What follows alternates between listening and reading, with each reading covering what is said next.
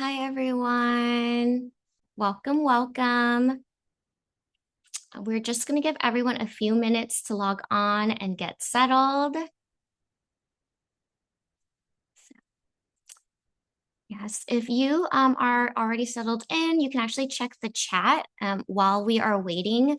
Please feel free to share your name, your organization, and where you're joining from in the chat. We have a couple people here from Give Lively besides myself. We have Rachel and Mike, and we always love seeing the range of nonprofits that we have in our webinars. So, all right. Hi, Deborah. Hi, Sabrina. Hi, Jonathan. Hi, Colin. Hi, Kathy. Oh man, so many boys and girls clubs. The chat's going by so fast. Oh, Hawaii, Elliot. Hi. We have a fellow nonprofit from Hawaii. There's Josephine, Anna, Alex, Kristen. Hi, everyone. Aloha. All right.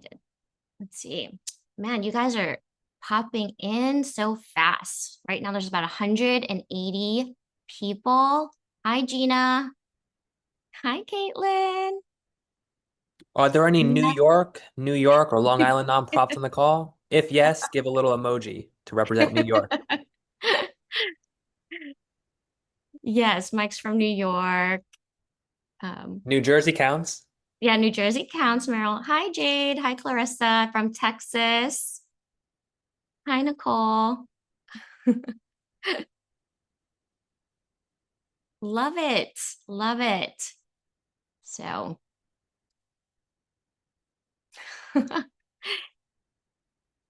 all right.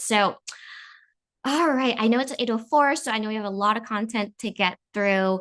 So I just want to say welcome. Today's webinar is called End of Year Giving, How to Turn Momentum into Mission Impact. Allow me to reintroduce myself to some of you and introduce myself to all the new faces here. For those of you that didn't attend our Giving Tuesday webinar last month or haven't met me yet, my name is Amy Trong. I am the Senior Relationship Manager at Give Lively. I am based in Hawaii on Oahu, and my background is originally in the tech and nonprofit space, where I worked across all development positions from annual giving to grants, digital fundraising, events, corporate and major gifts, as well as nonprofit operations and organizational management. I have worked or was on the committee at organizations like Make-A-Wish, Hawaii Literacy, and the Alzheimer's Association, where I am also part of the Young Leaders Board. And I also have Mike, my wonderful team member here. He will be helping me run the webinar, and I'll give you a little introduction about himself as well.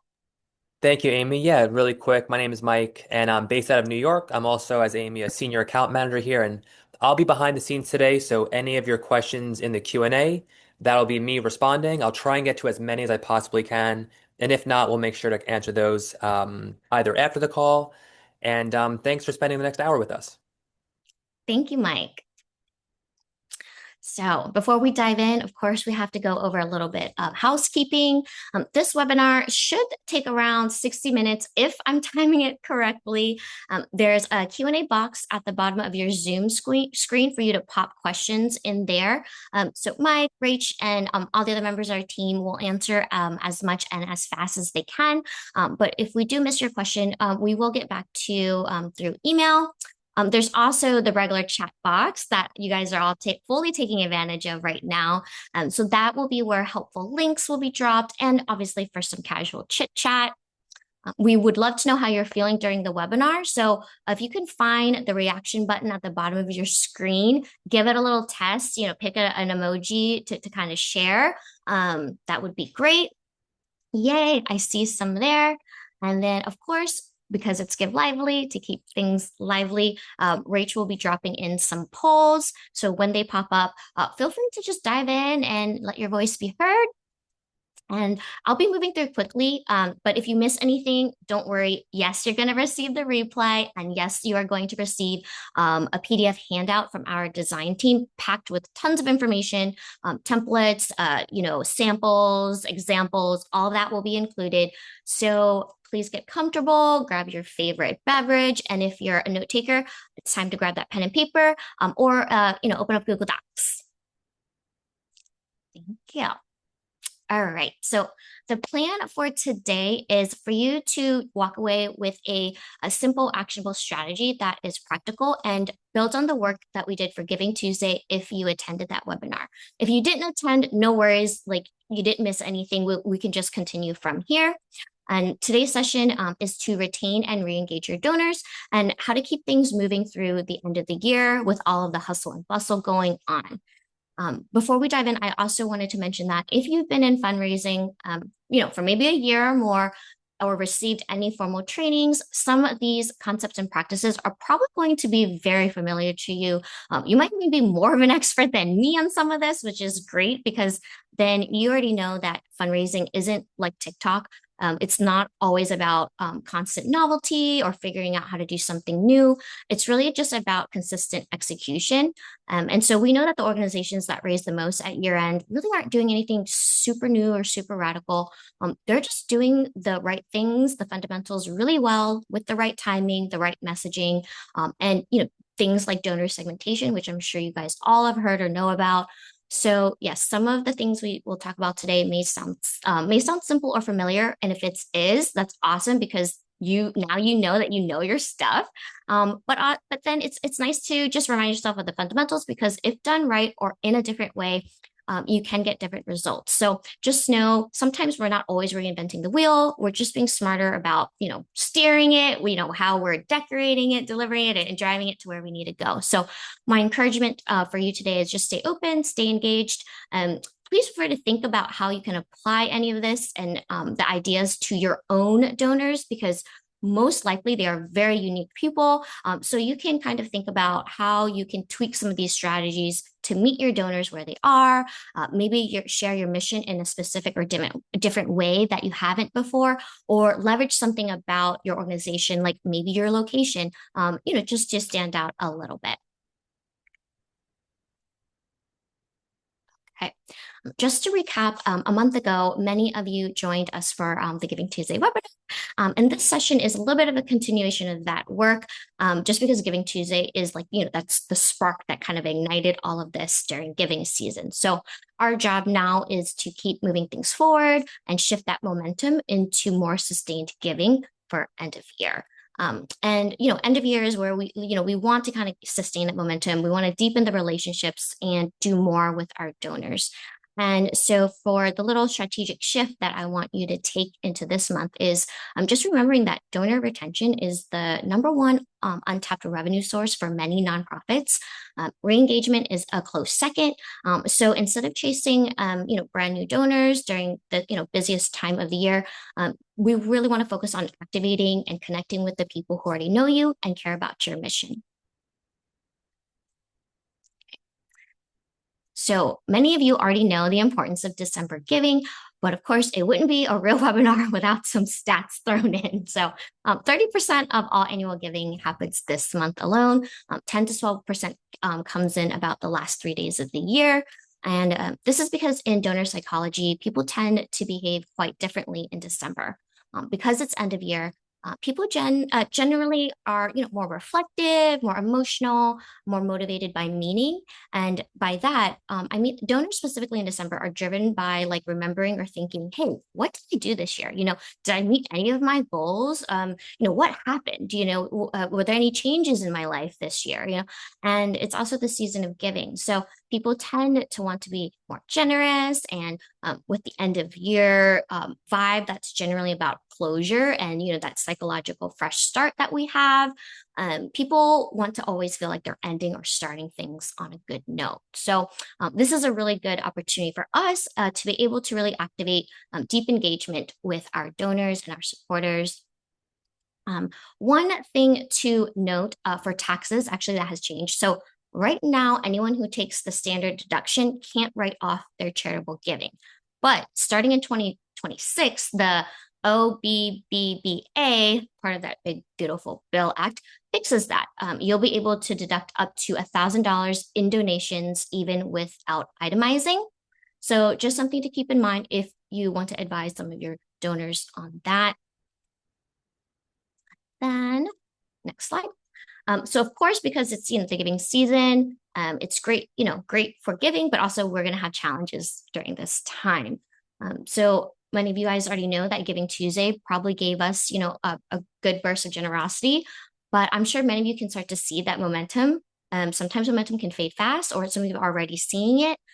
People are busy this time of year. They're traveling, they're buying gifts, they're finishing up deadlines, wrapping up the year. And because Giving Tuesday was not so long ago, donors can, get fatigued rather quickly with everything that's kind of being thrown at them. So the challenge for us is, how do we kind of take that one day of giving, that one day of great attention, and kind of transition it to longer term giving. And here's where we want to have that end of year strategy. So this end of year strategy or mission, we're going to be focusing on what I call the 3 R's.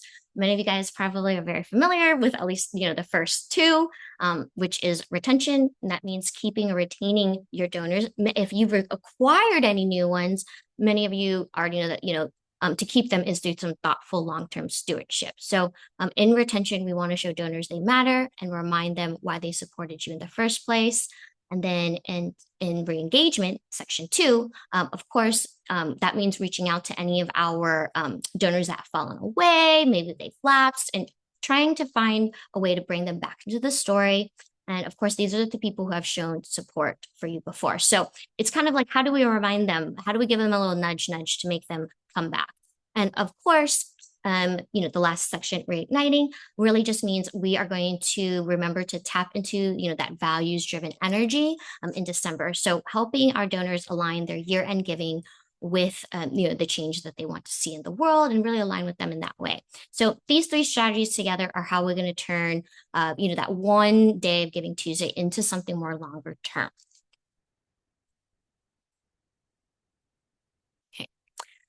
So, as you can see, retaining and re-engaging donors is very important, especially right now. I know with the way the economy is going, and also with a lot of cuts in federal spending, and with research from fundraising expert Roger Craver, many of you might be familiar with him. As you can see, getting a new donor costs a bit more than keeping or retaining existing one, right? Everyone keeps saying that to us. So, and if you think about it, it's true, right? Getting new donors means a lot more outreach, more events, more partnerships. It requires your board members being, more active and engaged. So this really says to us that even if we have a small increase in our retention rate, donor loyalty tends to compound over time, and retention ends up being the highest ROI activity in fundraising. So this really just means that our warm donors, your past donors, sometimes lapsed, these are the people that will drive the majority of your long-term revenue once you kind of get that stream going. And this is why retention and re-engagement really matters in December, but honestly all the time, and especially in times like this where we're thrown in for a loop with things. All right, so I am going to just dive into the first section, which is all about retention and keeping your donors and why it's so important. Okay, so I'm sure all of you are familiar with donor segmentation. If you are not, or if you're new, maybe you're a volunteer intern, here's a little primer on it, because not all donors are the same. Not all donors should get this exact same version of your message. And I see that a poll just showed up. So feel free to, take a read and answer the poll. So basically, you can segment your donors or supporters in any way you choose. But if you're new to segmenting, these are kind of like the basic groups that you can divide your donors into. So you have your current or active donors, people who gave earlier this year or who gave on Tuesday. Of course, these are your warmest donors. These are your retention people. Libunt and Sibunt. So as you can see for the newbies, interns, and volunteers who may not be familiar with our nonprofit jargon yet, first is Libunt. This is an acronym for people who gave last year, but not this year. So last year, but unfortunately not this is why it's Libunt. Both of these terms have been around forever, but lately it's the acronym itself has been considered a little outdated because annual giving isn't as predictable anymore. Nowadays, we're finding that giving is a little bit more fragmented, and it's not always tied to the calendar patterns as before. So These terms, they have some definition with them, but it's gotten a little bit more flexible with, with the certain months that you would consider someone Libent or Cybent. And of course, depending on your organization, you may have a special kind of length of time where you consider a donor group Cybent or Libent, right? So Libent is like the people who gave last year, but they have not given a gift this year. Generally, that stays around the same. You can move it like, 8 to maybe 18 months. Sometimes I've seen that kind of go. And then you have Cybant. So those are the donors who gave some year, but unfortunately not this year. So not this year and not last year, but some of the years before that. Typically, back in the olden days, I might be sharing my age here. It used to be like maybe like more than 2 years ago. Now you can kind of keep it from 19 to 36 months. I've also seen it like maybe 19 to 24. It just really depends. And then your lapsed donors, these are people who haven't given in a couple of years. Around 3 years is, definitely a lapsed donor, sometimes 2 years, right? So, we just want to kind of, put those donors in a different bucket. And then you have your non-donors. These are people that support you, that engage with your organization, but haven't given yet, right? So this is people that are like subscribed to your email list, your social media followers, maybe event attendees, volunteers who haven't made a gift yet. And if you want to go crazy, you can actually segment your non-donors out into those smaller subgroups if you'd like. Recurring donors is obviously another basic group that you're going to segment to. Those are your recurring donors. Those are the ones that you definitely will also want to retain. And you have your mid-level donors. These are the donors that are they give on the higher end, but they're not quite your major donors, but there is some high potential for growth. And of course, you have your major donors. And please know, you can segment your donors into any group that you choose, right? You can do it by giving amounts, maybe the different campaigns, maybe a preferred program that they tend to support. You can do certain demographics, geography, location. So whatever makes sense to you, you can dig deeper into the different kind of aspects if you want to try something new. But these are just kind of like the general basics. So there's no right or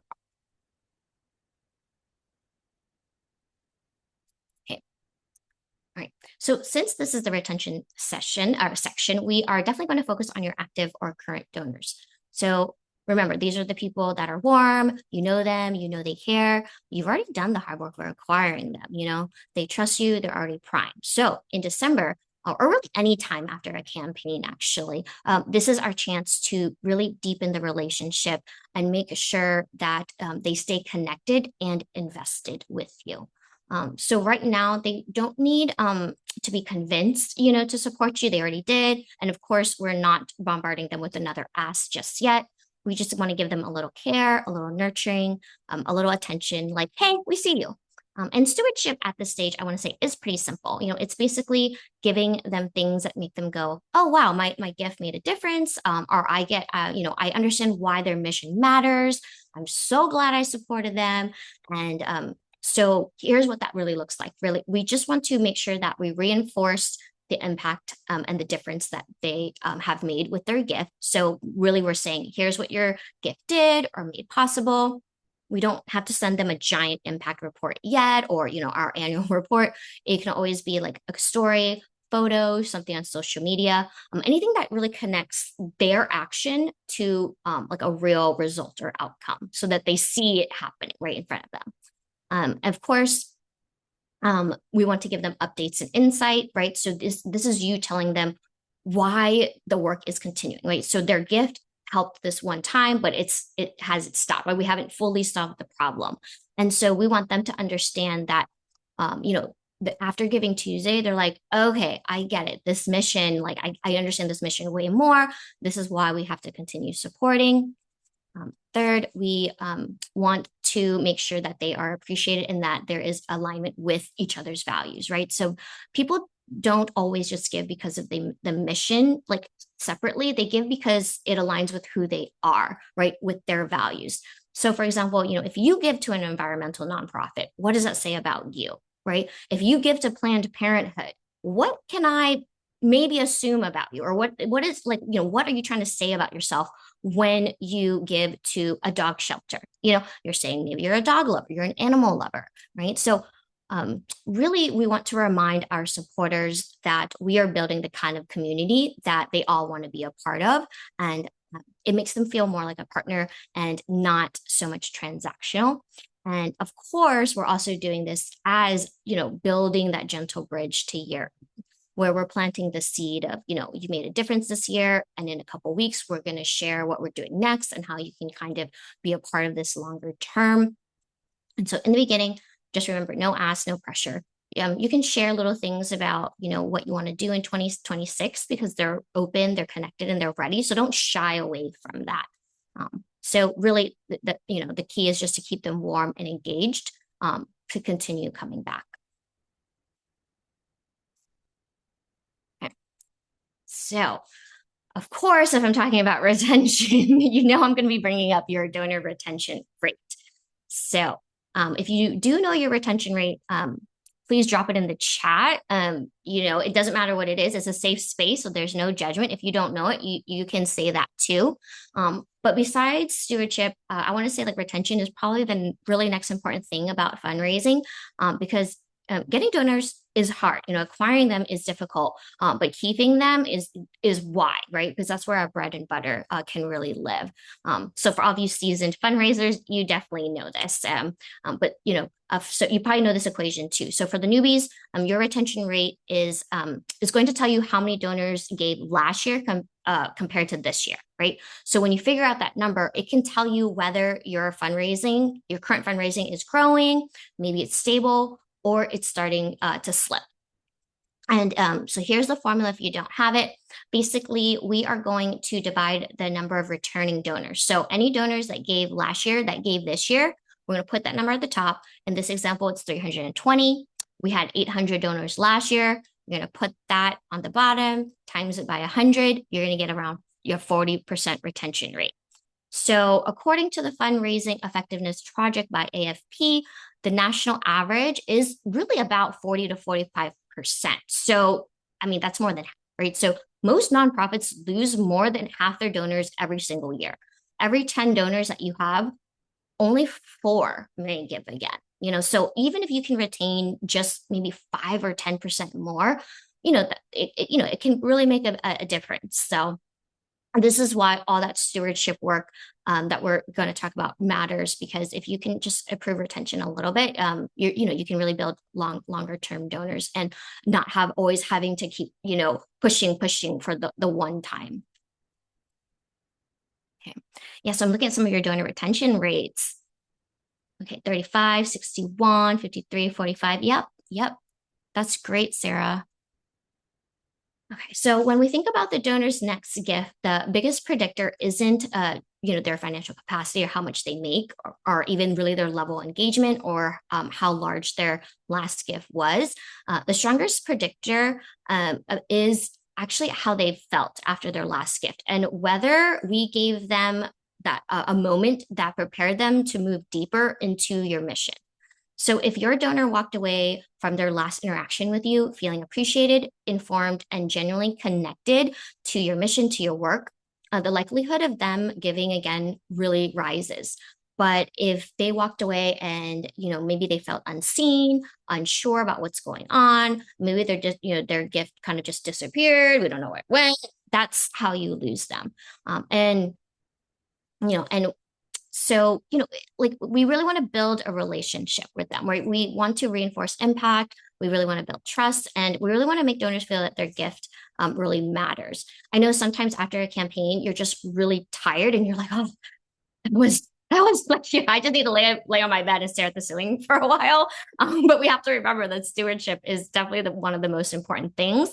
And so, just kind of remember that. And while I know that we are very careful to not exploit our constituents, which is the people that we serve, we aren't going to treat our donors like ATMs either, right? So we want to remember that our donors are people who are choosing to invest in something meaningful to them, and when we honor that, they will stay with us for the long haul. So this is where I want to talk about how we move from Giving Tuesday's energies to the end of year because it's quite different. And so we're going to have to adjust our strategies as well.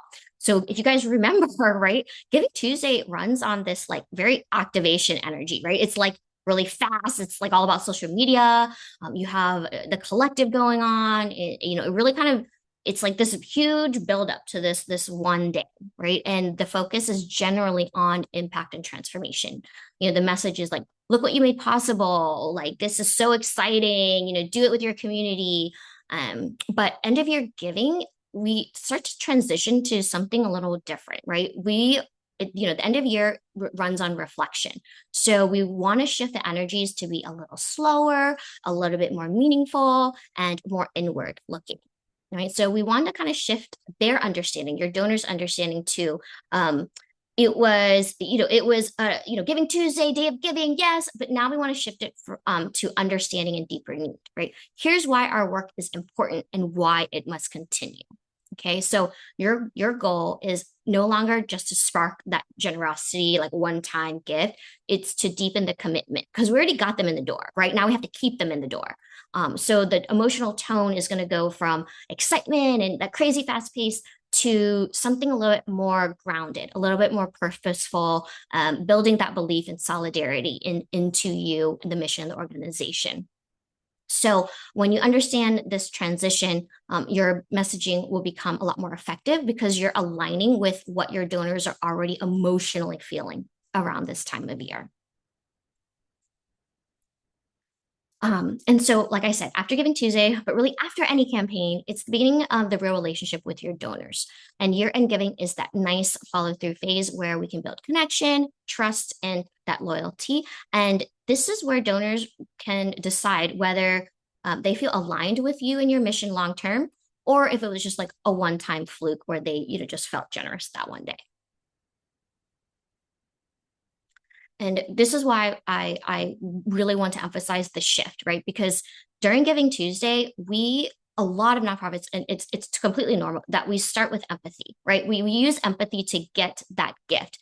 And empathy is a great starting point, but it's not as great for long-term strategy and retention because it's really good at getting our attention, getting that one gift. I think it was what 38 million people gave that day.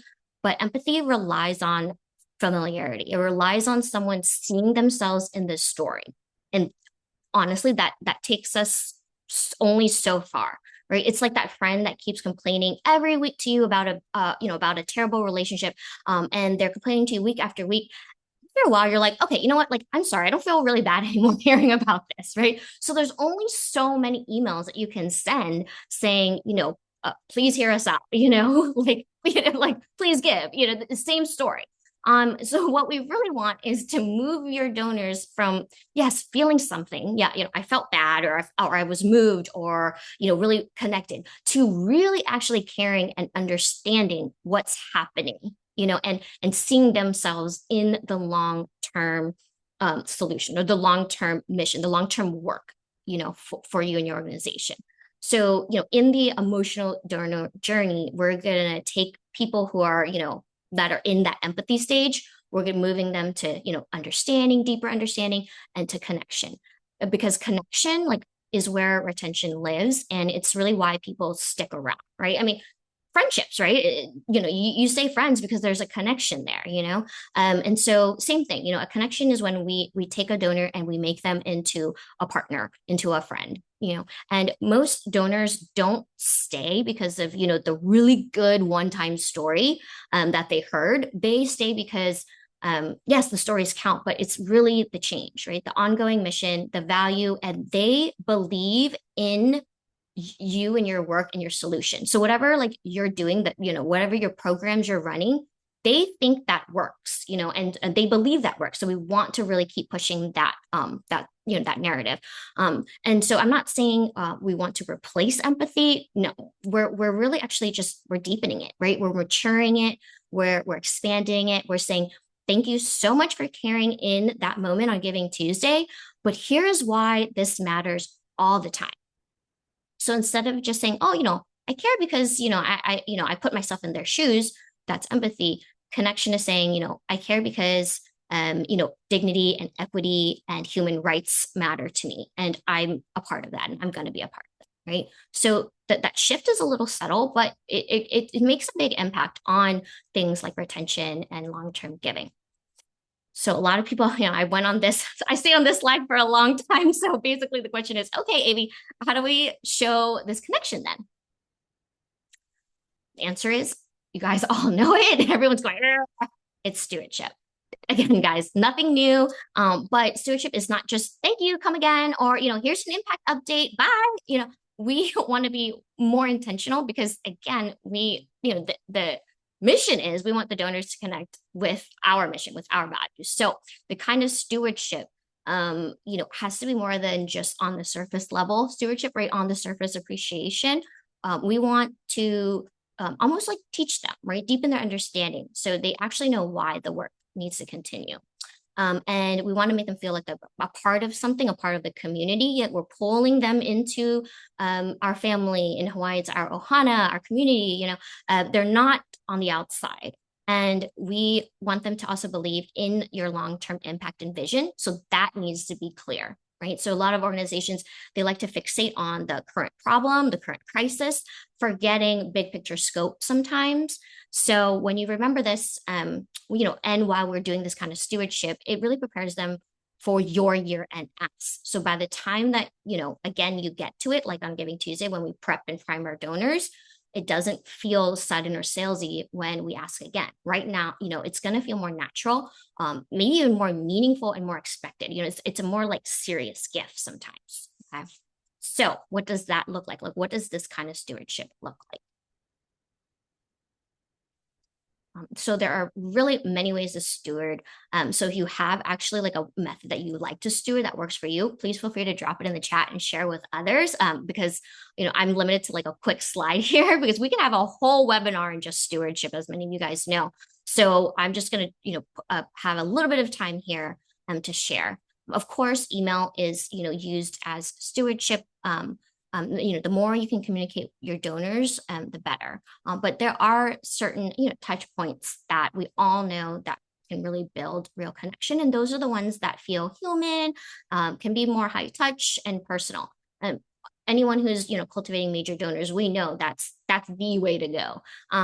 But, these can work, these human touches, you don't have to kind of give your online, your digital giving donors, your micro and small donors the same attention. So you can kind of mix and match with other touch points like emails, right, to help deepen the trust. First, I always emphasize phone calls. Again, I'm sure all of you guys know this. Quick personal phone calls are incredibly powerful. Even just a 20, 30-second voicemail that simply says, hi, Natalie, wanted to say thank you again for your gift on Giving Tuesday. We're super grateful for it. And, please give me a call back if you have a moment. If they call back, amazing. Now you're having an actual conversation with your donor. You can ask questions. You can learn more about them. You can get the inside scoop on why they gave, or there's a connection, or even if they have a dog named Rover, it really makes donors feel seen. And if your staff can do it, your board can do it. I love having the board do this because sometimes, as you guys know, board members hate fundraising. It scares the daylights out of them. So when we say, hey, we're not going to make you ask, we're going to make you show appreciation and say thank you, they tend to be like, okay, I think I can do that. And if we have to, we give them scripts, right? So in the PDF handout, actually, I think we do have some scripts that you can give your board members. Handwritten notes are another easy win, especially for your recurring donors. Board members can sign off on some, staff, keep them short, personal, and heartfelt. Again, recurring donors and anyone at mid-level that you're trying to actually cultivate into, a major donor, seeing that kind of potential, that's really good. All of these kind of notes and phone calls don't have to be just about a gift, right? It could be the anniversary. It could be anniversary of their first gift, but just maybe if they're married, the anniversary of their marriage, right? That's so thoughtful. A birthday, maybe a special day, like maybe they ran a fundraiser in honor of their grandmother, and so if you can put that little note in your donors' notes in your CRM to know that April 13th was the day that their grandmother passed away, and they ran a fundraiser in her honor. Beautiful. right? Again, I'm always going to emphasize board outreach because this is really where the board can engage and be helpful, and use their outreach and kind of their leverage. They're the ones being seen in the community, so they can really really help uplift your organization in a very tangible way. Social media, um, donors love shout outs, right? So what I've seen a lot is people will post stories and they'll just list the first names of their donors. Thank you so much to Ashley, Adam, Jenny, Rach, Mike, Olivia, and you can just do first names, or first names and last initial, right? People see that and they're like, oh, like I was there.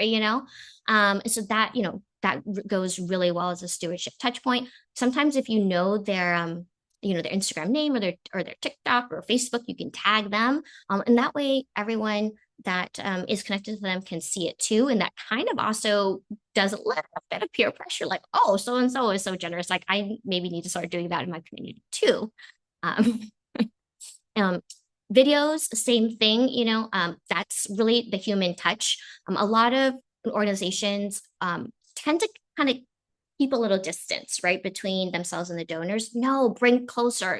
There's a human behind that direct mail appeal. There's a human behind the computer, putting the logos, at the top of the MailChimp or whatever, for events. These are also really great. You can do casual coffee chats in person or over Zoom.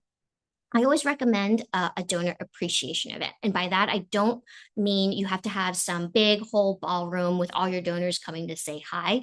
You can hold one or two a month, depending on the capacity, and invite a certain segment of your donors if you want to keep it a little intimate, depending on the size of your office, right? So maybe 1 month it's just your recurring donors. 1 month it's your first time donors. 1 month it's maybe another set of donors. And so what you do is you go to Costco, right? Buy basic one red, one one white, maybe a little bit of beer, or if not juice, or cider, and Costco foods, the little snacks, little nashes that everyone can have. Bring them back to the office, have like a 30-second or a 1-minute video to show them and share what you've been up to, thanking them. Have a board member or two there. If you want, you can have a little sheet cake from Costco. And just to show a little appreciation. They get a little tour of the office. You get to meet them, shake their hand, thank them. Really builds that connection in like a no pressure, simple type of gathering. And then board members, this is where they can come, no pressure. They get to share their connection. It's just really nice. So so in terms of all these, stewardship, and touch points, I know I mentioned in the last webinar about that whole marketing study where it takes 7 touches for someone to purchase something in the consumer world. Same thing for the donor kind of world. So for this kind of campaign from now until end of year, here's a list of touch points that you can use as an example for the next few weeks. Of course, this is just some suggestions. If you already have yours like set up, like don't change it, but for this kind of sequence or campaign, email is still very much the fastest and most common way to stay in touch. And you can mix it up. The order, I always love, if you can, throw in like 1 or 2 non-email touches if you can. If you have like a ton of, like 500 donors that you're not going to, of course, be able to like call, segment out a section, right, for your board members to do, or staff member, your intern, and if you make a way, like move up to the next segment, right? So, there's some ways to kind of keep things moving, but don't feel the need to overwhelm yourself if you just can't keep up. So the PDF handout later actually goes deeper into each type of email that is here and the examples of the message, right? So, the thank you email, for example, we do talk about that in the PDF handout, but for example, that should have been sent out already after the gift or after Giving Tuesday. And for the others down the list, the impact, the why it matters, what we want to do is every message that you write should close a certain gap, right? So let's say you have an awareness gap, then you will want to send the why it matters email, because this email goes in a little bit deeper into your mission. It's your why. So in this email, it's like, why do I care about people and villages in Africa having clean water? Right? Your message could be because we believe access to clean water is a basic human right, and everyone deserves a fair chance at a healthy and safe life. If there's a clarity gap, right? Like if you want to make sure that your donors know what you're doing, you can send the simple impact email. This past month, we were able to bring clean water to 4 more villages in this country in South America. If there's an emotional gap, right? Like if you sent them too many, like maybe impact, statements, or you really want to share maybe your mission, your vision, you can do something for example, the clean water. You can write an email saying, we care about clean water because we believe in equity, in safety, in opportunity, and dignity, and go into each of those values a little bit and make sure that you communicate that your donors like can see those values in themselves too, right? Like you're sending this to them because you think they also believe in equity and opportunity and things like that. So when you align those values with your donor, it really hits. And then connect if there's a connection gap, if you really just want to kind of keep building on that connection, you can always share a powerful story. A non-email touch point, like a human touch point, is also really good for this.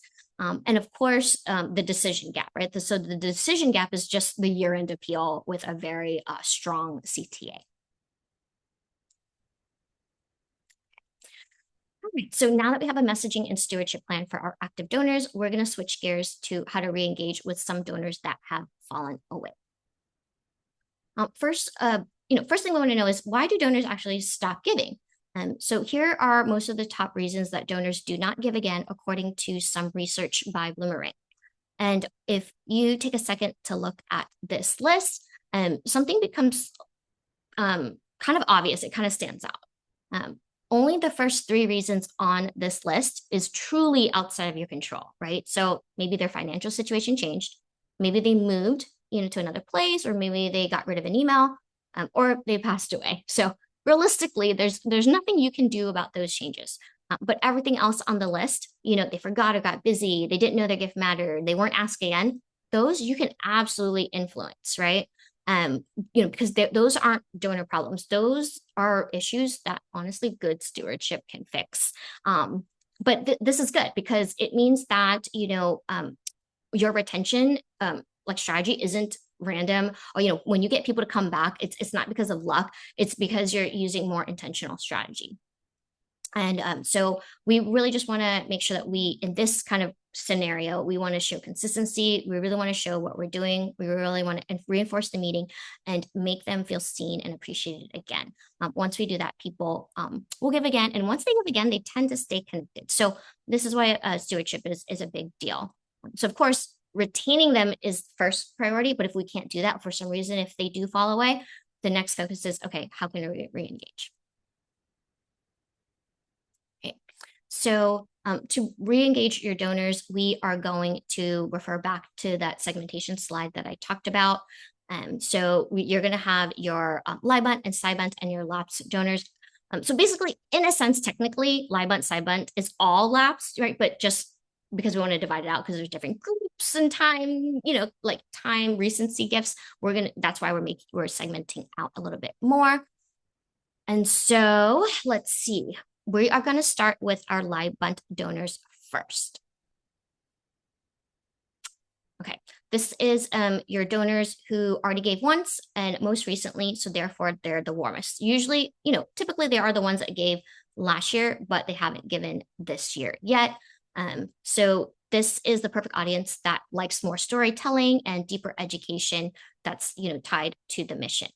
They really need 3 more reminders: is why their work still matters, why their past support or gift made such a difference, and how come now? Why is now so important to return? So to re-engage them with this set of donors, you're not reintroducing yourself. Look at it as you're reaching out to a friend that you haven't spoken to in a while. You're reconnecting, you're just catching up. So your messaging can be warm, familiar, and more invitational. And so you're going to remind them of the role in the story. So you're going to say things like, "We missed you, Amy. Here's what we've been up to." hi, Mike, we'd love to invite you back into the story. The last bullet in the messaging approach section, pretty much lays out what I said earlier, right? You can fill it out with like like an ad libs, like our work still matters because blank, your past support, did this or made this possible. Right now is really important because blank. And what you're doing is you're just really gently pulling them back into the fold, into the community. With your tone, you don't have to have any guilt, no pressure, right? Just really focus on the mission, on the impact, and not like how long they've been gone. You can't say that, but you don't want to like kind of scold them. So you just want to say like, we appreciated you, we miss you, and here's why it still matters. So for touch points, an email, campaign will work just fine with some nice progress updates with pictures. If you have a small segment of those live donors that gave a higher amount and it's not too many, a little touch point could go a long way for this group, especially. For all emails, of course, but especially for this group, make sure that you use customization. And that's pretty much a given. Like it's, it shouldn't be like hi friend or anything. It should say like hi Rachel. You know. So something easy that you can do for your Libund and some Cybut donors, because we're just going to make it, kind of go into that, is you can have a little micro invite back, right? So a come back to us event. And it can be a very short casual gathering where you share what's been happening since your last gift and what you helped set into motion. So this group is just going to be your Libund and some Cybut. In this little event, it can be online, it can be at your office. You're not going to ask for a gift, you're not going to have any pressure, you're just showing a little connection, a little gratitude, and a little quick behind the scenes moment with what the team is doing, or having a board member kind of chit chat and explain to them. And the thing with this is, even if these donors don't attend, they still think, oh, they remembered me, I still mattered. If nobody RSVPs, don't worry about it. Who cares, right? Because the invitation itself is the stewardship, right? So, if you send out an invite and nobody comes, that's okay. You did a form of stewardship. And let's say people do RSVP, maybe 3 people, 5 people, 10 people, and you do have to end up hosting an event. The 20-minute Zoom call where you're just kind of catching up, or the little intimate open house at your office that you invited people to. You just brought them back into the fold in the most gentle way possible, like now this then just close it out. You did a great job. So next priority is your Cybut donors. So these are the ones that gave within the previous year, but not last year, this year, so the year before that or more. These are still warm, of course, but not as warm as your Libunts, but they're cooler, right? And based on many experts and studies, it's like a new thing is that reactivating donors after the 24 months is very hard. I think it used to be more like maybe 30, 36, but now, just with, the world lately and how it's modernized, 24 is probably the drop off, where if they don't give in 2 years, it's going to be a little harder to bring them back. So I would not spend all my time with the Cybut group. I would not spend like, a whole campaign trying to bring them back. Treat them like just warm prospects who already know you. Give them a light touch. Here's what's changed since your last gift. Give them a warm, we'd love to reconnect message. And the mind shift with your Cybut group is not to rebuild the loyalty, but really just to kind of reopen the door. And if they walk through, great. If they don't stress it, right? So, you don't want to waste your major budget here. And Cybuts kind of respond to just gentle contact, low pressure, and 1 or 2 meaningful invitations. So, keep them there. But I would not kind of like put all my energy into that. So if you do, have time to re-engage with your Cybut donors, I would probably do this, maybe not now, right now it's kind of crazy. You want to activate your active donors, it's end of year, maybe when it's a little bit slower time of the month, right? Before your spring event, after the new year, like February, early March can kind of be that slower time period. If you want to kind of experiment with this group, feel free. You can say something like, we last received your gift in 2023. Here's why we still need your support. Ooh, I'm looking at your polls. So hardest for you to engage. Yep, definitely lapsed. And then, so one thing for this one. So if you have donors that haven't given in 13 months, if you send a message saying, you gave to us 2 years ago, but not last year, for some reason, that can be incredibly effective for your messaging. I'm not sure why, but generally, because these donors are colder, we just need to find any way to engage them, right? So if you can do, if you want to be direct, be blunt, send out a survey, right? A direct survey. In the PDF handout, we actually do have a sample survey with a list of questions that you can use or see as an example. Keep it short, 3 to 5 questions, some things you can ask. What's the most meaning part of our work to you? How can we keep you more connected in the coming year? What's one update you'd love to see from us? You can even ask, like, do you prefer to be contacted through email or a call or direct mail? It's a really great way to know them. And in this survey, I also advise making like a list, like your answers is a list of checkboxes so that people can select, right? They don't have to think. They could just select like what they see is appropriate for them. Of course, don't forget to have like an other option where if they want to write something longer, they certainly can. Because when they feel heard, they're more likely to come back. And this ends up becoming the perfect first touch before your year-end email sequence. So if you have the time, like after year end, it's not a bad idea. You can kind of create like a little mini campaign for the donors who, haven't given in like your last year kind of span. Let's see. What's next? I'm looking at the links. Thank you, Give Lively, Rach, for sending that toolkit. All right, then we're going to talk about the third and final group, your lapsed donors. So generally, these lapsed donors are people that haven't given in a few years, usually 3 or more. And again, like I said, it wouldn't be surprised if it's now around that 24-month. And the big question, I always get is, should we even bother? I always say, what? Don't take them off your email list. They are still worth keeping, but your main energy sink should not be messing with them, especially during, crazy times of the year. Do this when you're stewarding your stipends. So because anyone who has gone 3 or more years without giving, their connection is cooled down a lot, and reactivating takes a lot more effort. And it's a lot more effort, especially compared to your live bunt donors. So this group sits in that, still good to have, but again, not where you invest the heavy time and lift. So like I said, you want to keep them on the list, of course. You send them the general updates. And sometimes they really respond well to like big picture storytelling. So, if you have a reintroduction, a strong, compelling story, and a tone that says, we'd love to have you back if and when you're ready. This, I usually see this happen when there's like something big in the world, right? So maybe a Giving Tuesday, or anniversary of your organization.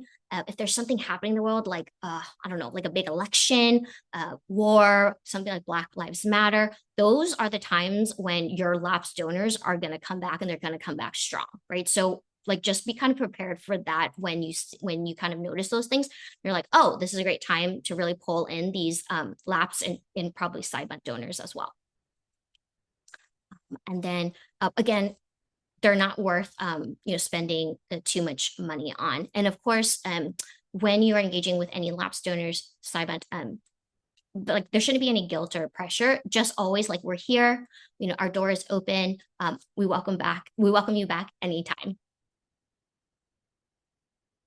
And so, all right, so this slide is just on the re-engage section. Again, focus on your warmest donors. I would say 13 months and earlier, right? So warm them up with reconnecting. And if you have the capacity, you can tackle the ones that are a little further out after, right? So that can be like the priority list. So we're almost there. I know we have like about a couple minutes left, so I'm just going to try to fly through this. So we are going to take a look at, the giving season, and just to give you some insight on Giving Tuesday, 38 million people gave. In the US, we have 347 million Americans, and that means 70% give time or money. Surveys have said that. So that means that 7 out of 10 people take part in charitable giving. These are people who plan to give, and they're going to be the ones and we want to be the ones that remind them to give. Okay. Because, they're already planning to give. You want to be the one that's like, hey, look at me, don't forget me. So when you make an ask, you want them to say yes, because these three things are true. They know about the cause and care about the cause. They're asked by someone they trust, which is why stewardship and board member engagement can be really important. And they understand the difference that their gift makes. And so for messaging, this is kind of like the messaging that is very similar to the Giving Tuesday message. If you use that one from the webinar, you'll see that the structure is a little bit similar, but the messaging isn't the same. I have, this is just one example. There's a lot more in the handout so that you can kind of mix and match the lines and the different kind of examples. So in this example, in the remind section, right, you remind your donors what they made possible last year. In the second section, you want to reconnect the results or impact with the transformation or the mission. I find a lot of nonprofits will miss this section. They'll just have the reminder, together with this, we did this, and then please give again. Sometimes a lot of nonprofits will forget that middle part. Being able to read and write changes everything. It opens doors to confidence, opportunity, and a brighter future. That is that kind of like deeper understanding that you want them to have, right? Because you told them what you did, but what's the impact? What really changes, right? Like you opened up a library. Why does that matter? Right? Like you have to spell it out for them to really see. And then of course you want to reinvite them while making the ask and showing gratitude. This is just another example of that. So sorry for the wall of text, but as you can see in the reminder section, we have a little story, more compelling story about Lauren and her two boys and what the results were. In the reconnect section, right here, you can see that we added a little bit of a statistic that was something different. Or here's where you can also add that match, if you have a donor match. And then in the reconnect section, you make the ask. But also here, you can, this is where you can add like kind of like shared identity or, where you're saying, join 200 other donors, right? It's kind of that community effect or, just a little bit of donor psychology in there. And of course, you have your CTA. Here is your formula in action where I want to remind you that your message should hit across all your channels and touch points, because donors don't experience your campaign in one moment or one time. They feel it over the next few weeks. So again, emails are the consistent place. Human touch points is that next personal layer. If you're not doing this, you can try out a small segment to test things out. Your appeal and fundraising or giving page. So copy is especially important on here, because if your email kind of sparks the feeling, you want the giving page to really have strong, clear language to seal the deal. Give Lively actually has a ton of resources on best practices for copy in our resource hub. I'm sure Mike or Claire will be dropping those links pretty soon for you. For social media, mix up the different contexts, right? Recycle the stories, share different photos. So essentially the same, but not too similar where it's like, they see the same picture or anything like that. And then with CTAs, I always say this, I'm going to talk more about that in the next slide, just having those be really strong. So for your year-end best practices, tips, and tricks, I always kind of end with like this kind of slide. Your subject line should be 4 to 7 words.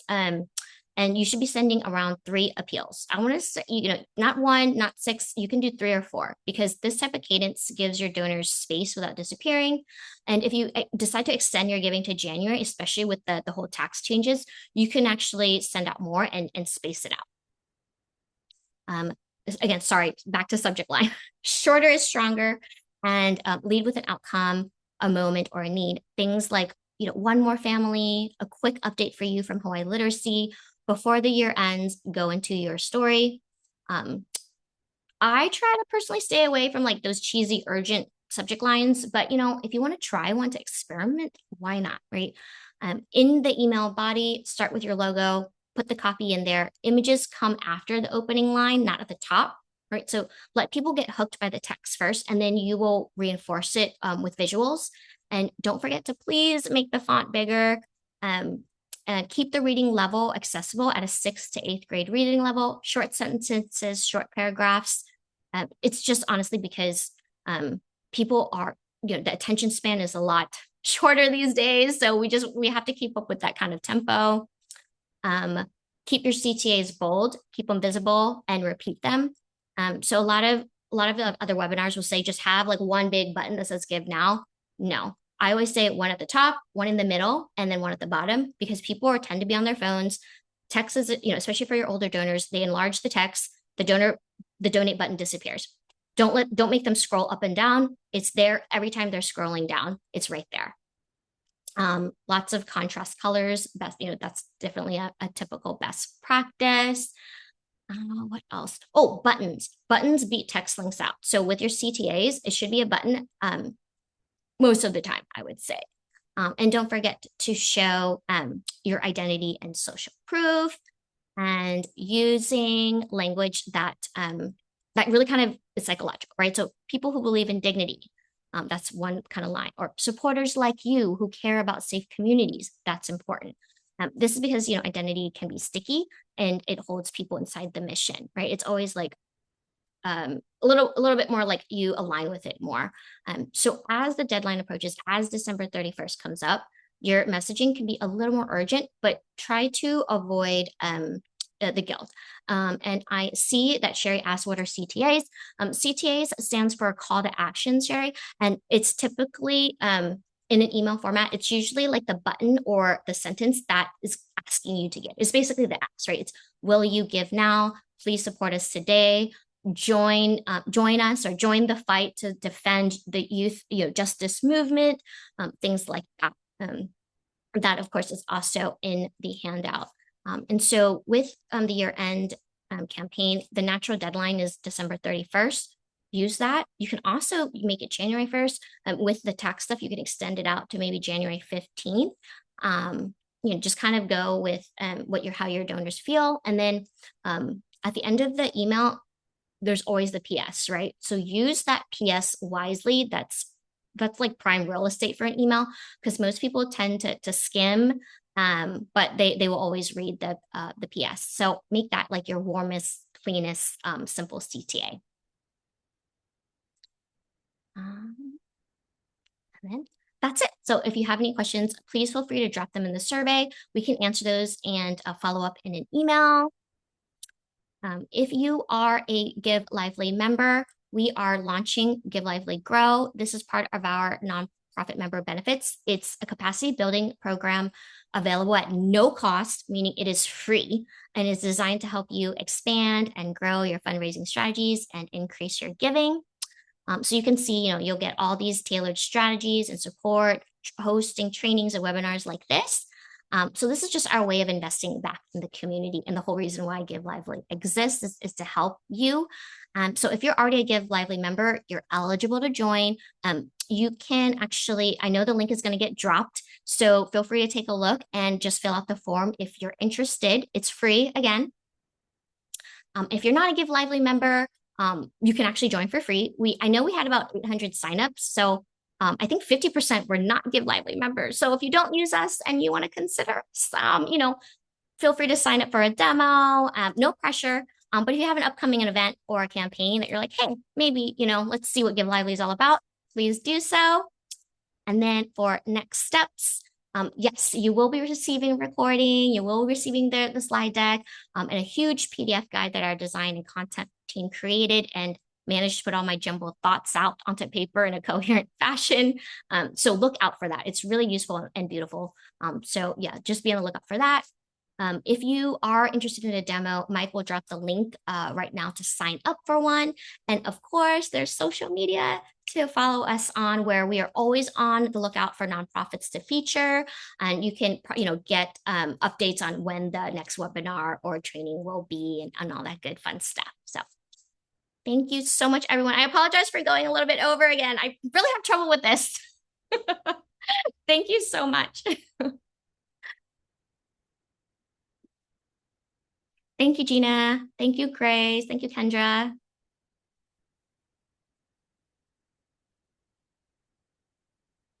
Thank you. Yes. I'm so glad it was helpful. Happy holidays, Jason. Thank you. Yes. Oh, thank you, Diana. That means so much. Oh, Sherry, I'm so glad you love Give Lively.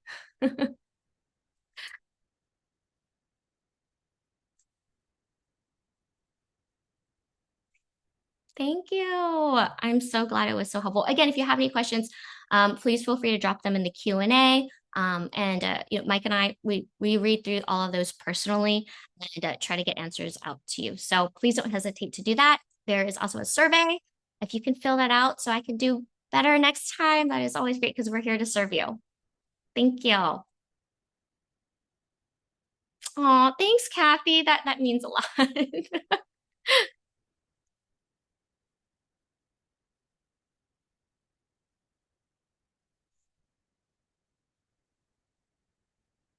Thank you.